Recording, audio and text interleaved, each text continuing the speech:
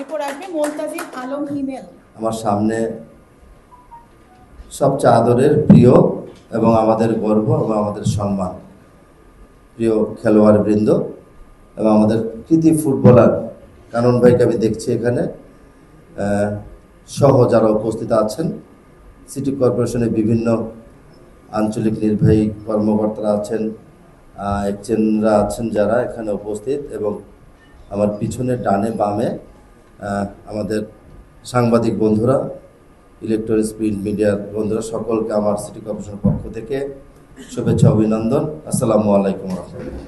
বাংলাদেশ যতবার জিতে, বাংলাদেশের পতাকা যতবার হাতে নিয়ে আমাদের খেলোয়াড়রা মাঠ প্রদর্শন করে, ততবারে আমার শরীরের পশম দাঁড়িয়ে যায়। সত্যি কথা, যেমনিভাবে জাতীয় সঙ্গীত দ্বারা একটা আলাদা একটা অনুভূতি থাকে সবারই ভিতরে, দেশপ্রেম সব কিছু মিলে একাকার হয়ে যায়। একইভাবে বাংলাদেশের খেলা দেখলে আমার কাছে তাই মনে হয়। আমি ছোটোবেলায় খেলাধুলা করতাম, ফুটবলও খেলেছি, ক্রিকেটও খেলেছি, অনেক দিন খেলেছি।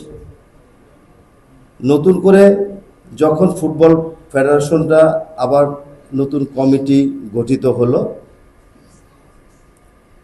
আমাদের জনতার মেয়র জনাব তাবিদ আওয়াল ওই কমিটির সভাপতি নির্বাচিত হলেন।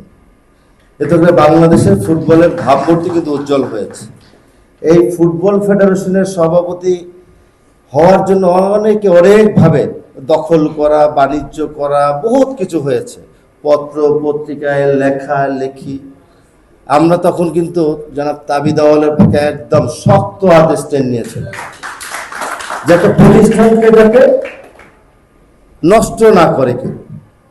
আজকে ওনার হাত ধরে ফুটবলটা কিন্তু অনেক জায়গায় এগিয়ে গেছে। কিছু মনে করবেন না প্রিয় খেলোয়াড় বৃন্দ, কানন ভাইরা যখন খেলতেন আবহানী মোহামেডান, মারামারিও হতো, আবার সবাই আনন্দও করত, গ্যালারিতে গ্যালারিতে মারামারি হতো, আমিও করেছি এক সময়। একটা টাইমে সবাই খেলা দেখতে যেত, কিন্তু বিগত কিছু বছর কেটে গেছে, কেউ ফুটবল খেলা দেখতো? গ্যালারিতে গিয়ে দেখতো না কেউ।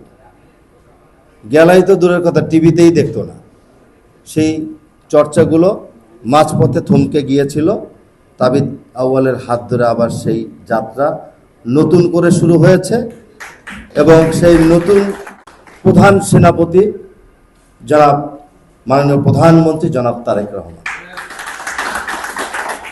এই প্রধান সেনাপতি মাননীয় প্রধানমন্ত্রী জনাব তারেক রহমান সারা বাংলাদেশে যতগুলো খালি জায়গা আছে সেখানে অলরেডি নির্দেশনা দিয়ে দিয়েছেন। খালি জায়গাকে যাতে অবৈধভাবে কেউ দখলদারি না করতে পারে, আমাদের সন্তানদের জন্য, আগামী প্রজন্মের জন্য সেটাকে খেলা উপযোগী করে এটা উন্মুক্ত করে দেওয়া। আমরা ইতিমধ্যে মাননীয় প্রধানমন্ত্রীর নির্দেশে সেই কাজগুলো করছি, এবং ফুটবল ফেডারেশনের মাননীয় সভাপতির সাথে আলোচনা হয়েছে। উনি নিজেই প্রস্তাবনা দিয়েছে, যেখানেই খেলার মাঠ থাকবে, কারো অপেক্ষায় থাকবে না, শুধু আমাকে বলবেন, আমি সেটাকে উপযোগী করব। আমিও বলছি, সিটি কর্পোরেশনের যেই পার্টটুকু থাকবে, সংস্কারের প্রয়োজন, সেটা আমরা সিটি কর্পোরেশনের পক্ষ থেকে আমরা করব। এটা নিয়ে কোনো সন্দেহ থাকবে না। আমি আগামী এই জায়গা থেকে আমি মনে করি এটা শুরু। আমরা আরেকটু ভালো জায়গায় তোমাদেরকে দেখতে চাই।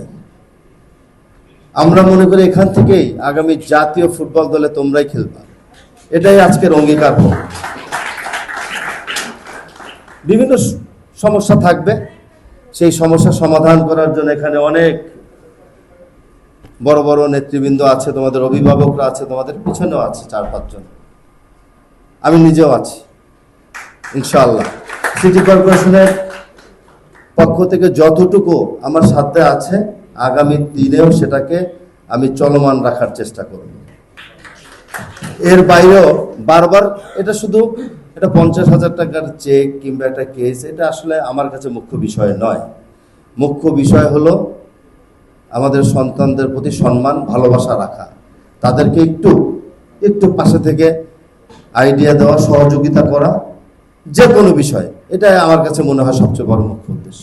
এই ফুটবল শুধু নয়, ক্রীড়াঙ্গনে মাননীয় প্রধানমন্ত্রীর যেই দূরদর্শিতা এবং আগামী দিনের যে চিন্তা ভাবনা, এটাকে আমরা সকলে সহযোগিতা করে আমরা এগিয়ে নিয়ে যাব ইনশাআল্লাহ।